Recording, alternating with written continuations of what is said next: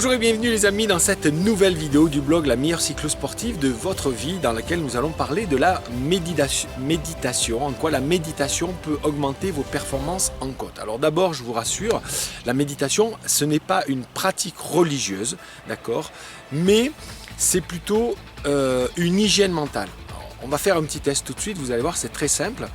Sentez ici votre poignet là, voilà, sentez-vous un petit peu votre hygiène corporelle, d'accord? Eh bien, qu'est-ce que vous constatez? C'est que globalement, ça sent bon, puisque la plupart d'entre nous, nous lavons tous les jours, même parfois 2 fois par jour si on fait du sport.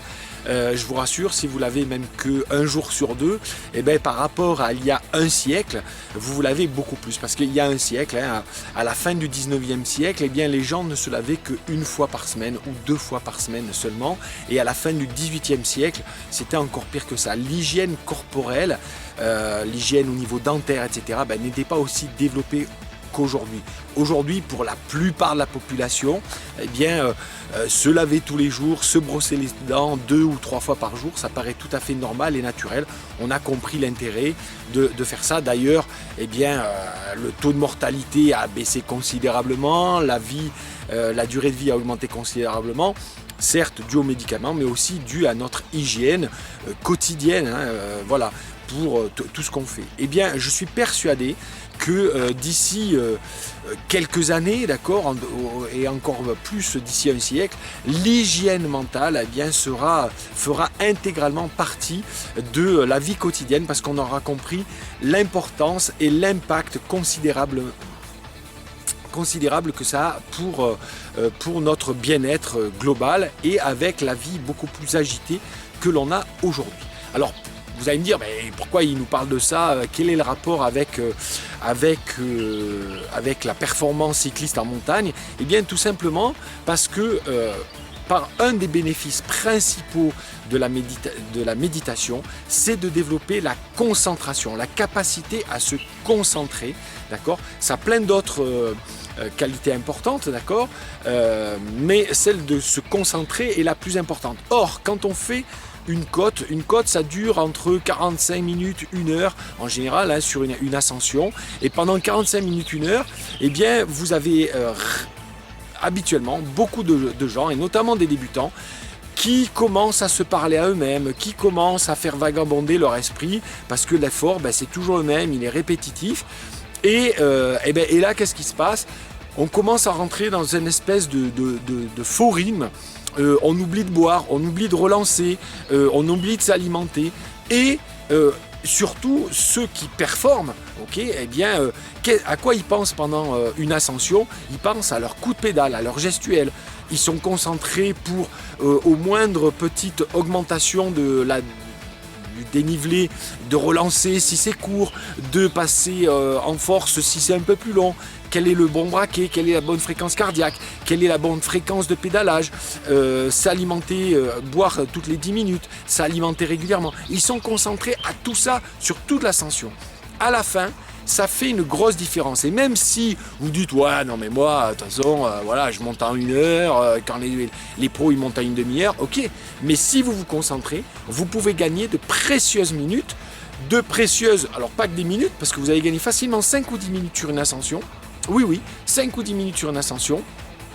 Et je dirais que plus on monte lentement, plus le temps qu'on gagne est considérable quand on est concentré. Et en plus, vous allez gagner sur la longueur, parce que si vous vous hydratez régulièrement, si vous mangez régulièrement, si vous pédalez de la bonne façon au bon moment, vous vous fatiguez moins et donc vous tenez plus longtemps. Donc c'est vraiment très important pour le cycliste. Alors il y a d'autres bénéfices de la méditation qui sont notables et importantes même pour la performance cycliste. La première, eh bien, c'est une meilleure maîtrise de soi. Quand on médite régulièrement, on arrive à diminuer les émotions négatives, la colère, l'anxiété, la dépression, toutes ces émotions négatives qu'on peut avoir, on arrive à les diminuer, les altérer. Et puis on arrive à beaucoup plus développer donc son focus, sa concentration, donc se regarder la bouteille à moitié pleine plutôt que la bouteille à moitié vide. Il y a d'autres impacts tout à fait physiologiques importants sur la pression artérielle et sur l'amélioration des défenses naturelles, qui a été bien évidemment prouvé dans différentes études. Donc je marque des liens juste en dessous si vous parlez l'anglais, mais plusieurs études sur Harvard qui ont démontré les bienfaits de la méditation. Il y en a d'autres, d'accord, donc j'en mets quelques-uns. Pour les intellos et qui veulent toujours vérifier, il n'y a pas de souci, mais c'est pas juste une lubie, d'accord, c'est encore une fois un entraînement mental très important et c'est important que vous le compreniez. Alors, les bienfaits de la méditation sont essentiellement de deux ordres. Le premier ordre est physiologique, le deuxième est psychologique. Alors, d'abord, commençons par le physiologique. J'en ai déjà parlé dans la meilleure cyclo. La respiration profonde, d'accord. Toute la journée, sachez que toute la journée, eh bien, on respire sans vraiment y penser. Du coup, eh bien, on va utiliser que 1/3 de ses capacités pulmonaires, juste le haut des poumons. Comme on n'utilise que 1/3 et pas toute sa capacité, hein, on mouline court, et donc on va augmenter sa fréquence. Comme si toute la journée, on respirait en faisant mais sans vraiment s'en rendre compte, ce qui nous stresse énormément. Par contre, si pendant le temps de la méditation, on prend le temps de se poser et de respirer profondément par le ventre. C'est-à-dire que quand on n'inspire pas en gonflant le thorax. Vous voyez, là, j'ai la main ici, elle bouge et celle-là ne bouge pas. On va faire l'inverse. On va inspirer en respirant par le ventre.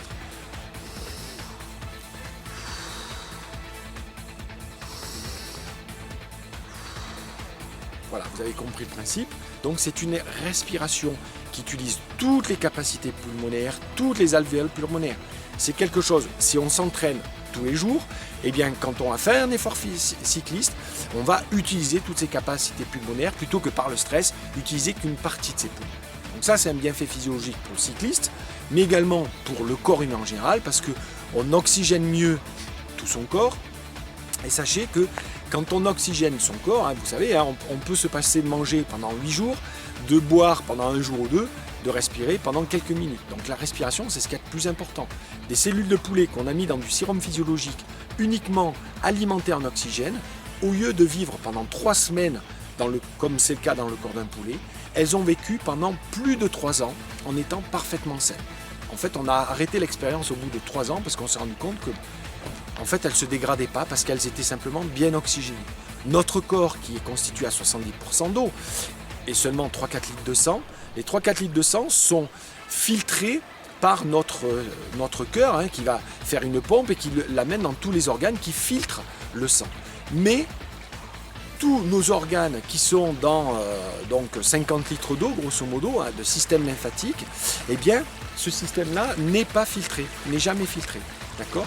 Donc, la pompe pour faire circuler le système lymphatique, eh bien, c'est la respiration profonde. Si vous en faites tous les jours, eh bien, ça vous permettra d'avoir moins de toxines, moins les jambes lourdes, moins de rétention d'eau, etc., etc. Donc, ça, c'est les bénéfices physiologiques et l'impact physiologique de la méditation. Maintenant, l'impact psychologique, il est très important. Pourquoi ? Parce que sachez que notre cerveau gère aujourd'hui à peu près 100 000 informations par jour.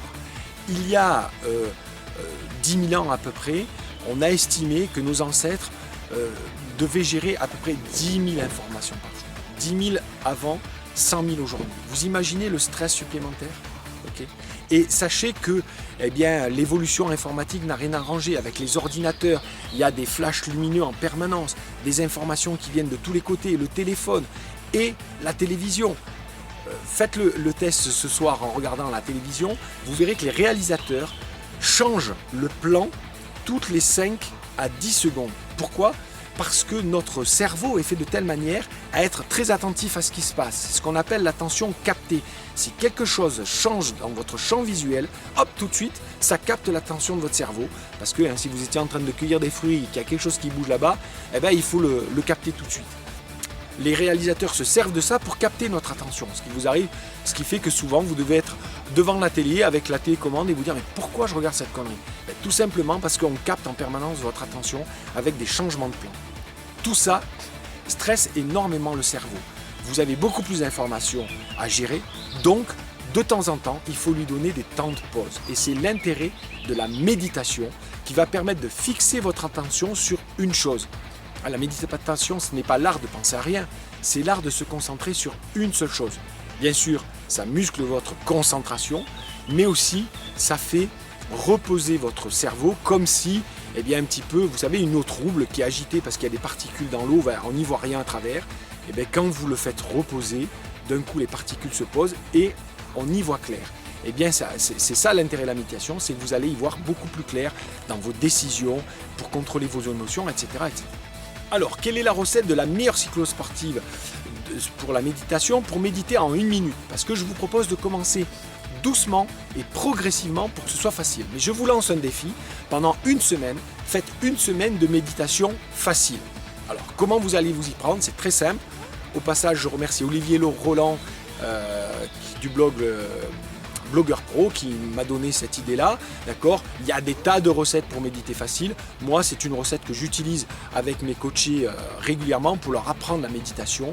Ok? Et je m'inspire de cette méthode-là. Alors, le meilleur moment pour méditer, c'est le matin en se réveillant, parce que votre cerveau n'est pas tout agité. Si vous essayez de méditer dans la journée, il va falloir créer des sas de décompression, un petit peu écouter de la musique, vous poser, lire un bouquin, pour pouvoir vous mettre à méditer. Parce que vous ne pouvez pas vous mettre à méditer en étant hyper agité, d'un coup, paf, je médite, ça n'a pas marché, d'accord? Donc, le matin au réveil, c'est idéal. Vous vous réveillez. En sortant du lit, d'accord, vous mettez les 2 pieds au sol, vous êtes assis les 2 pieds au sol, ou alors assis en tailleur. Une position qui est confortable, ok, pas trop sinon vous allez vous endormir, mais voilà, bien droit, idéal pour bien respirer profondément. Vous allez compter vos respirations, c'est-à-dire que vous allez inspirer, vous comptez 1. Vous soufflez,